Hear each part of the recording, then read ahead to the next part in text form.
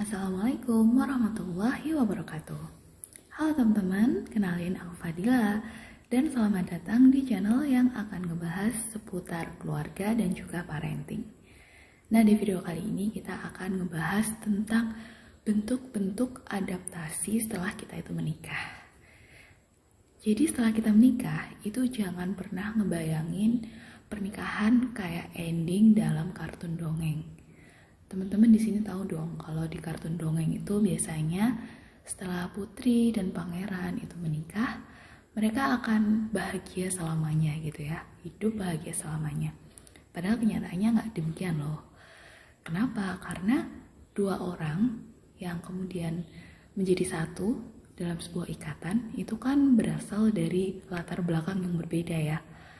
Sosialnya, keluarganya, pendidikannya, cara mereka mungkin bermasyarakat, cara pola pikir, itu banyak banget kompleks yang berbeda dan akhirnya menjadi satu. Teman-teman ibaratnya kayak gini, saat kita tuh membuat adonan, misalkan adonan kue, atau teh mungkin, atau jelly, atau yang paling gampang lah telur sama garam. Apa yang perlu kita lakukan biar kedua bahan ini bisa menyatu? Tentu kita harus mengaduknya ya. Nah, semakin diaduk, ini akan semakin banyak gesekan di antara bahan-bahan itu. Tapi setelahnya, bahan-bahan ini akan menjadi homogen gitu, atau menyatu satu sama lain. Sehingga akan tercipta nantinya sebuah makanan atau sebuah produk yang rasanya, yang teksturnya, yang warnanya itu kita inginkan gitu ya. Nah, begitu juga dalam pernikahan. Saat dua orang jadi satu, memang harus banyak ujian gitu, karena itu memang sunatullah ya. Harus banyak gesekan, biar apa? Biar nantinya semakin banyak gesekan itu semakin bisa kita luruskan gitu, serasikan. Oh si A maunya ini, oh si istri maunya gini, oh si suami maunya gini. Jadi kita akan belajar saling memahami satu sama lain biar mencapai kebahagiaan. Jadi bukan berarti nih habis nikah langsung kita bahagia, itu enggak ya. Tapi ada prosesnya. Prosesnya apa? Ya masalah-masalah. Nah, di sini kita akan ngebahas apa aja sih masalah-masalah dan adaptasi yang harus kita lakukan. Yang pertama adalah tentang sifat dan kebiasaan. Perubahan itu pasti terjadi, karena setelah menikah kita akan bersama dengan pasangan selama 24 jam. Dikalikan 7 hari, dikalikan 1 bulan, dikalikan 1 tahun, dan seterusnya ya, sampai kita menua. Mungkin teman-teman yang tadinya nih masih di fase saling menyayangi gitu ya, masih bisa mentolerir kesalahan, lama-lama jadi di fase jenuh. Dikit-dikit kan udah dibilangin tadi, kan kemarin udah dikasih tahu, ini kok kayak gini lagi, kayak gitu lagi. Nah gitu kan, kita harus beradaptasi kepada fase-fase ini. Kenapa? Karena memang kenyataannya saat kita hidup 24 jam akan banyak hal-hal yang kita lihat dibanding saat kita tuh kenal dia sebelum menikah, ya kan?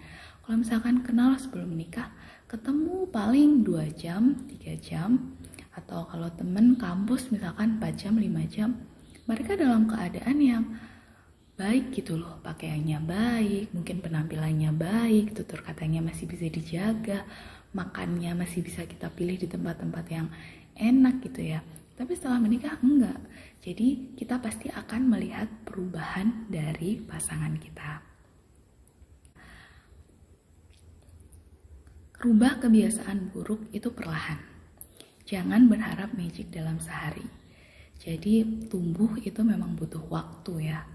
Kalau kita menemukan kebiasaan buruk dari pasangan kita, maka ingatlah bahwa sesuatu itu terjadi karena melalui proses menahun. Misalkan kita menikah di usia 25 tahun gitu kan. Dia punya sifat misalkan ya, sifat buruk yang gak kita sukai, naruh handuk di kasur. Sifat itu kan terbentuk bukan hanya sehari 2 hari ya kan. Bisa jadi itu kan memang kebiasaan dia selama dia ngekos atau selama dia di rumah gitu. Menahun, mungkin 5 tahun, mungkin 10 tahun. Nah kita memaksakan itu berubah dalam sehari. Nah itu gak mungkin.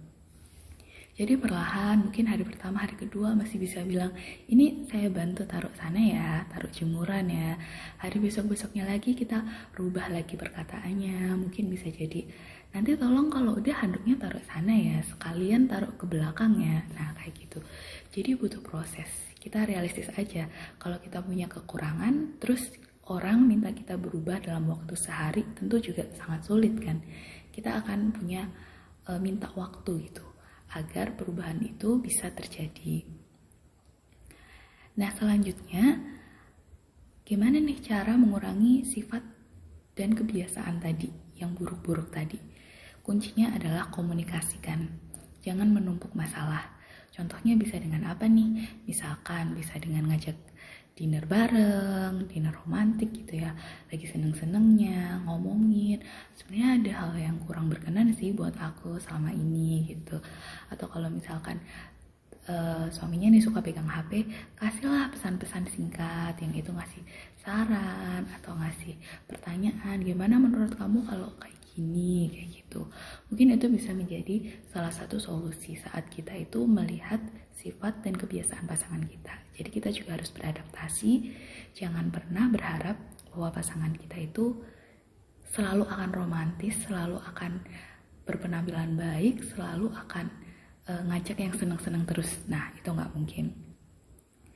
Yang kedua, kita harus beradaptasi juga terhadap keluarga manapun nih, terutama keluarga dari pasangan kita ya. Mulai dari apa nih? Kebiasaan. Mungkin di keluarga A itu kalau habis subuh bisa tidur lagi. Beda sama keluarga B. Keluarga B habis subuh ya udah mungkin langsung beres-beres, ngelakuin kerjaan ini itu gitu. Jadi harus menyesuaikan. Yang kedua, budaya. Ini pasti terjadi ya. Mungkin di keluarga A sama keluarga B tempatnya berjauhan, beda kota, beda pulau, atau mungkin ada yang beda negara gitu. Ada yang mungkin kebiasaannya ngobrol bareng, ada yang mungkin kebiasaannya lakuin aktivitas sendiri-sendiri, ngobrol kalau penting aja gitu ya. Ada yang habis nikah mungkin di tempat A sehari cukup, di tempat B harus ada rangkaian acara 1 minggu kayak gitu. Nah itu harus kita hargai, harus jadikan bentuk adaptasi, penyesuaian kita terhadap pasangan kita. Ada juga mungkin yang adaptasinya tuh berupa makanan, ya kan? Mungkin di tempat A itu lebih banyak makan tuh sayur, lauknya seadanya gitu. Di tempat B ada mungkin yang lauk sama nasi aja udah cukup tanpa sayur. Nah hal-hal simpel kayak gitu itu pasti akan kita temui setelah kita itu menikah. Jadi kita harus beradaptasi bukan hanya dari pasangan kita ya, tapi juga dari faktor eksternal, yaitu keluarga. Nah perubahan-perubahan tadi, perbedaan yang terjadi itu sudah Allah beri solusinya di Quran surat Al-Hujurat ayat 13 yang artinya, hai manusia, sesungguhnya kami menciptakan kamu dari seorang laki-laki dan seorang perempuan dan menjadikan kamu berbangsa-bangsa dan bersuku-suku supaya kamu saling kenal mengenal. Jadi biar kita tuh saling tahu gitu ya, biar kita menghargai. Bukan untuk di tempatku tuh lebih baik, di tempat kamu kok kayak gini ya, di tempatku tuh kayak gitu loh, kayak gitu. Bukan untuk seperti itu. Hargai aja, kalau itu sangat melewati batas, kita tidak bisa mentoleransi. Tadi kuncinya balik lagi ke awal, komunikasikan dulu sama pasangan. Kenapa sih harus komunikasiin sama pasangan? Iya, karena setelah menikah, si suami dan si istri ini itu akan menjadi jembatan bagi keluarga masing-masing. Jadi kalau suami nih punya masalah, problem, jangan langsung ngomong ke keluarganya, tapi lewatin dulu ke istrinya. Begitu juga saat istri, jangan langsung nyalahin keluarga dari suaminya, sampaikan dulu ke suami. Karena ibaratnya kedua orang ini itu adalah jembatan dari kebiasaan masing-masing. Orang yang paling tahu dari sifat, karakter, kebiasaan keluarga dari suami, tentu suami itu sendiri kan ya. Begitu juga dari istri, orang yang paling tahu karakter, kebiasaan, mungkin hal yang disukai, tidak disukai dari keluarga istri, tentu si istri dulu. Jadi semuanya harus dikomunikasikan antar pasangan. Adaptasi yang selanjutnya itu adaptasi finansial. Banyak orang yang bilang bahwa awal-awal atau tahun-tahun awal dari pernikahan itu diuji dengan masalah finansial. Teman-teman di sini gitu apa enggak? Kenapa? Ya jelas, karena kebutuhan itu banyak teman-teman. Mulai dari ngisi rumah, mulai dari mungkin kontrak ya, kalau di luar kota. Mungkin juga kita harus membeli bahan makanan, atau masih pengen seneng-seneng gitu pergi keluar kota bareng ke sana ke sini gitu ya. Itu banyak banget kebutuhan yang harus kita penuhi. Dan itu nggak cuma butuh uang 100-200 ribu kan, pasti membutuhkan dana yang lebih gitu. Walaupun kita ngontrak rumah sekecil apapun, itu pasti butuh dana yang lebih. Yang kedua adalah adaptasi terhadap sifat dari pasangan kita. Ada nih, kita tuh baru tahu loh ternyata pasangan kita itu orangnya hemat. Ternyata pasangan kita tuh orangnya tuh boros. Ternyata orangnya tuh perhitungan ya. Gitu kita kan baru tahu detailnya setelah menikah ya kan. Nah, kayak gitu, kalau seperti itu, maka solusi yang tepat adalah kita harus membeli sesuai dengan kemampuan kita. Nggak usahlah beli yang mewah-mewah dulu kayak gitu ya. Kecuali kalau kita mungkin diberi kekayaan yang lebih gitu dari orang tua, atau mungkin udah kerja lama, punya jabatan, punya kondisi finansial yang cukup baik, itu terserah kesepakatan masing-masing. Tapi ini pada umumnya orang yang baru menikah itu kan pasti butuh banyak banget penyesuaian. Maka jangan beli dulu barang-barang yang kita inginin, tapi beli dulu barang-barang yang kita butuhin. Yang terakhir adalah bentuk adaptasi masyarakat. Kenapa? Iya, karena setelah kita menikah, kalau misalkan kita ngontrak nih, atau misalkan kita tinggal di ruang lingkup yang dekat sama orang tua ya, biasanya kita akan dianggap sebagai individu yang sudah dewasa. Nah, setelah dewasa ini kita biasanya disuruh apa?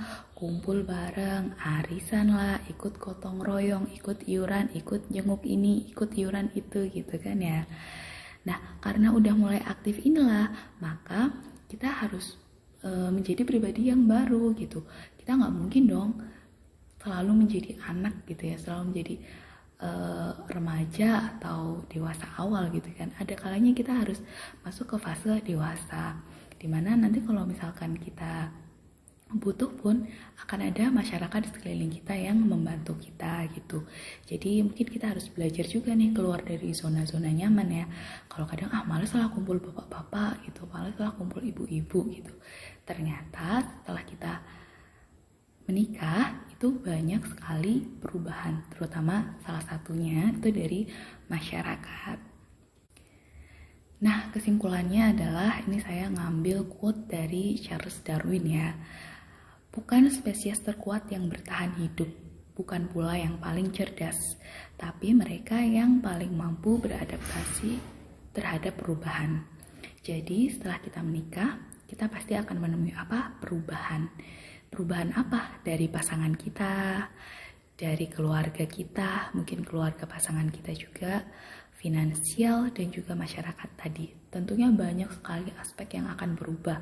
Apalagi kalau kita sudah hamil, kita akan ada di fase kita bahkan merasa diri kita sendiri itu berubah gitu ya. Mungkin saya akan buat videonya lain kali. Sehingga agar kita bisa bertahan nih, kita harus bisa beradaptasi. Jadi kita harus bisa menyesuaikan ke lingkungan baru kita. Karena kita siap menikah ya, kita harus siap terhadap perubahan yang terjadi di sekitar lingkungan kita. Mungkin itu teman-teman untuk video kali ini, semoga bisa menjadi bahan sharing kita. Boleh banget tulis di kolom komentar, mungkin kalian mengalami adaptasi apa sih setelah menikah gitu ya. Dan bagaimana cara kalian keluar dari masa-masa sulit itu. Bisa di-sharing di sini, tapi jangan buat ngomongin orang ya teman-teman, buat saling berinteraksi dan berbagi hal positif aja. Makasih udah nonton video ini dan bye!